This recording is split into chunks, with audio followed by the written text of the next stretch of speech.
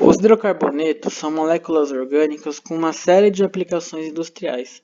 Por exemplo, eles estão presentes em grande quantidade nas diversas frações do petróleo e normalmente são separados por destilação fracionada com base em suas temperaturas de ebulição. O quadro apresenta as principais frações obtidas na destilação do petróleo em diferentes faixas de temperatura. Então, para os hidrocarbonetos, que são moléculas compostas de átomos de hidrogênio e carbono, sendo unidos por ligações simples, então são uma molécula com ligações saturadas. Quanto maior é o número de carbonos na estrutura, maior é o ponto de ebulição dessas moléculas. E a pergunta é por que isso acontece? Porque na fração 4, a separação dos compostos ocorre em temperaturas mais elevadas. Para responder essa questão, a gente precisa ter o conceito de polaridade, que nos indica a distribuição dos elétrons ao redor dos átomos. A partir disso, nós vamos ter moléculas com características mais polares e outras com características mais apolares. O que isso significa?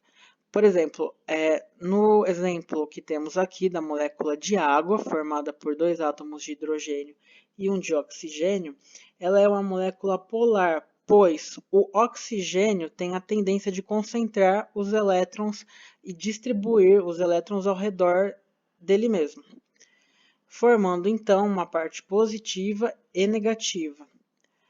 Isso não acontece nas estruturas apolares, que geralmente são moléculas simétricas, aqui no caso dos hidrocarbonetos, como o etano, e também na molécula do gás hidrogênio. Então, não há uma distribuição de carga que gere uma parte positiva e outra negativa. Aqui no caso da molécula de CO2, a molécula é apolar, embora o oxigênio ele concentre, né, a carga negativa ao redor, ela se anula devido à simetria da estrutura. Então, a resultante acaba sendo zero. Então, as moléculas polares e apolares indicam essa distribuição dos elétrons ao redor dos átomos. E essa característica pode explicar por que a água e o óleo não se misturam. Porque apenas moléculas polares vão interagir com moléculas polares e as apolares com as apolares. Dessa forma, a água, sendo uma molécula polar, ela não se mistura com o óleo, que é uma molécula apolar. No caso dos hidrocarbonetos, como nós podemos ver, eles são estruturas apolares. E nas estruturas apolares, nós temos forças de interação entre elas, que são chamadas de forças de polo instantâneo e de polo induzido. Esse é um tipo de forças que existe entre as moléculas apolares e são forças intermoleculares. O que isso significa? Intermoleculares são as forças entre as moléculas. Então, na fração 4, que nós temos várias estruturas de hidrocarbonetos com cadeias grandes, elas estão interagindo.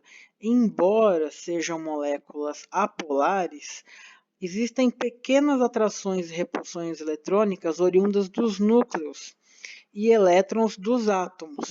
Então, como o átomo ele possui no núcleo prótons, carga positiva, então existe um breve momento onde existe uma polarização.